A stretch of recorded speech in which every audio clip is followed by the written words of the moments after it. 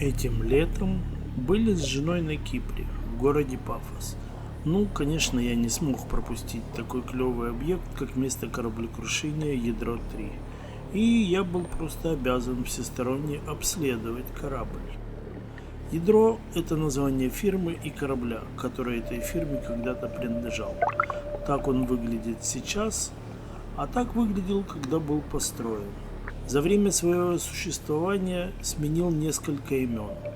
Был Сунмуре, что значит «здоровая мама».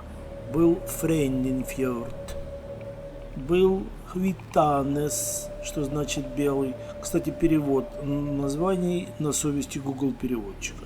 Еще он был Сага-1, Космос, пока не стал носителем гордого имени Ядро-3, если называть его по всем правилам. Но ядро мне нравится больше. Фирма албанская, и это, видимо, их третий корабль. Ядро-3 никакого отношения к партии «Единая Россия» не имеет, наверное, хотя, как говорится, следствие покажет. Место крушения находится в 20 минутах езды от Пафоса, совсем рядом с берегом и морскими пещерами. Как и всякое кораблекрушение, оно окружено тайнами, умолчаниями и секретами, интриги, скандалы, расследования.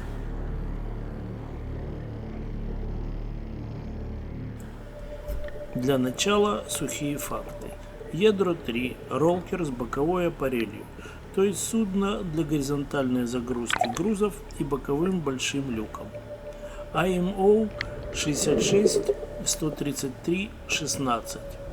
Порт приписки Фритаун. Грузовое судно под флагом Сьерра-Леоне, построенное в 1966 году на верфях Калднес, Меканske Verksted, Тонненсберг, Норвегия. Длина судна 83 метра, ширина 14 метров, водоизмещение 2517 тонн. Тип двигателя дизель, скорость 14,5 узлов.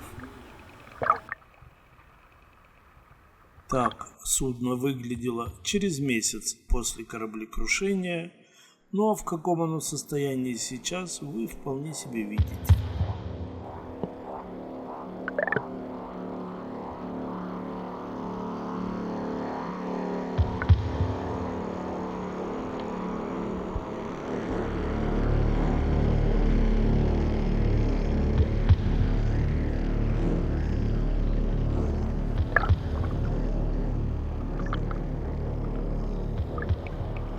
Вот это и есть боковая аппарель для горизонтальной загрузки грузов. А так выглядело судно через пару лет после кораблекрушения. Крушение произошло 8 декабря 2011 года.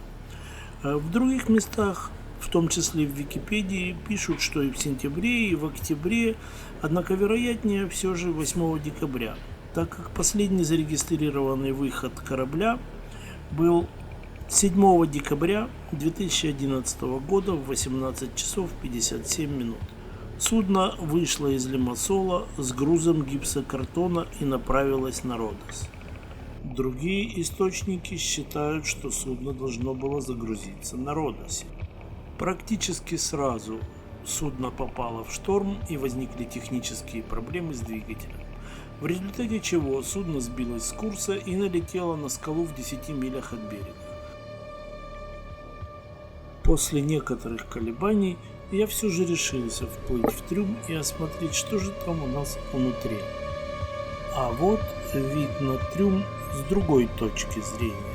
Столкновение со скалой привело к потере хода и дрейфу. С 4 до 5 утра 8 декабря корабль сел на мель в 15 метрах от берегов Кипра. Сообщение о технической неисправности было передано в 6 часов 10 минут утра. Экипаж из 9 человек не пострадал.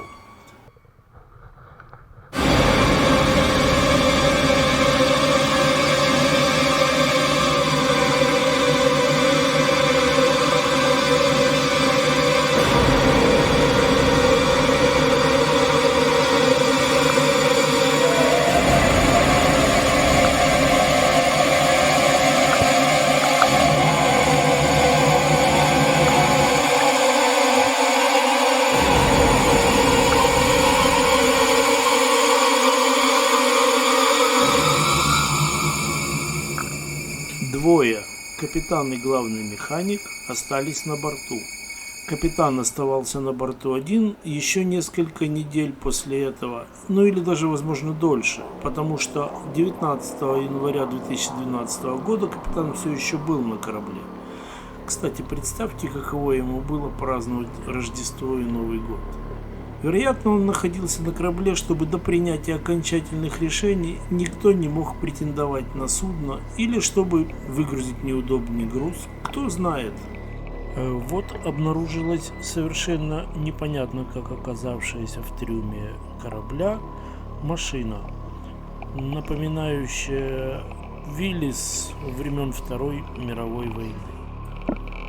Может быть, благодаря аппарели, то есть боковому люку, было удобно приставать в самых неприспособленных местах к берегу и выгружать машину, с чем-нибудь незаконным, контрабандой, например.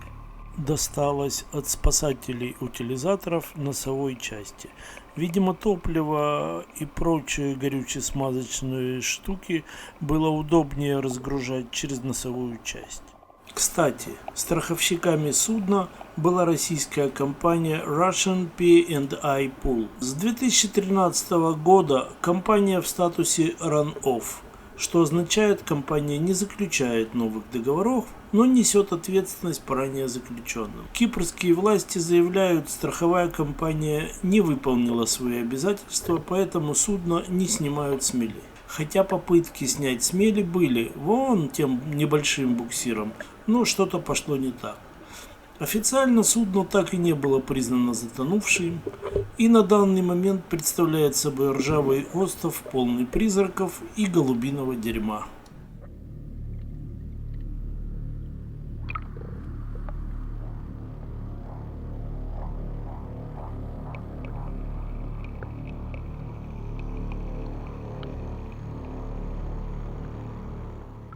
А здесь вы видите так называемый боутрастер или подруливающее устройство, которое содержит в себе гребной винт в поперечном туннеле.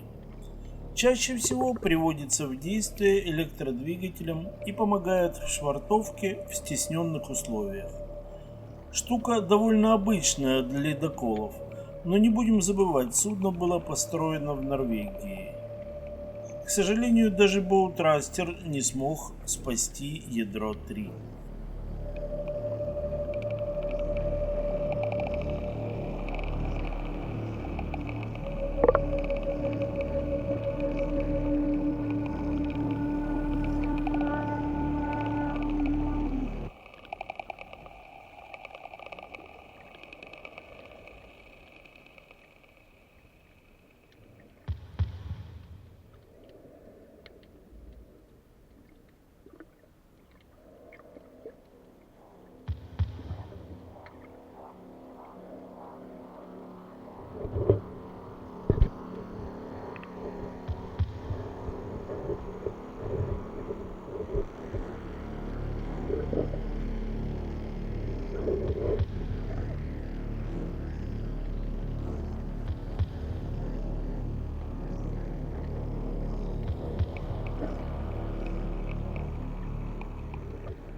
Далее я продвигаюсь вдоль правого борта к корме судна. Вот и основной винт, как минимум 2-3 метра в диаметре.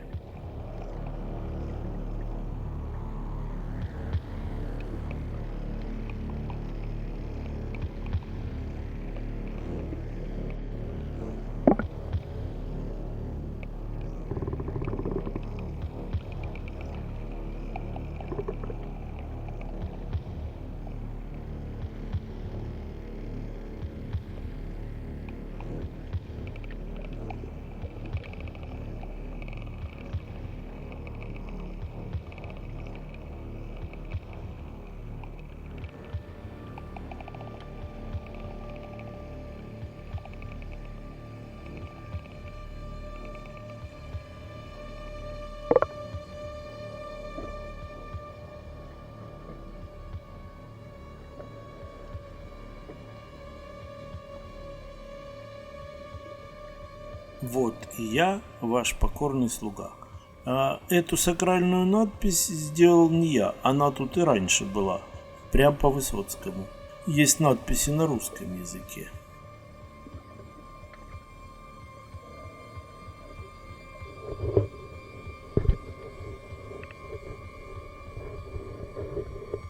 И небольшой отрывок из видео других ребят с канала Exploring the Unbeaten Path, что значит путешествуя неизбитыми маршрутами. Командный мостик, полный голубиного помета. Призраков я не встретил, но, видимо, оно и к лучшему.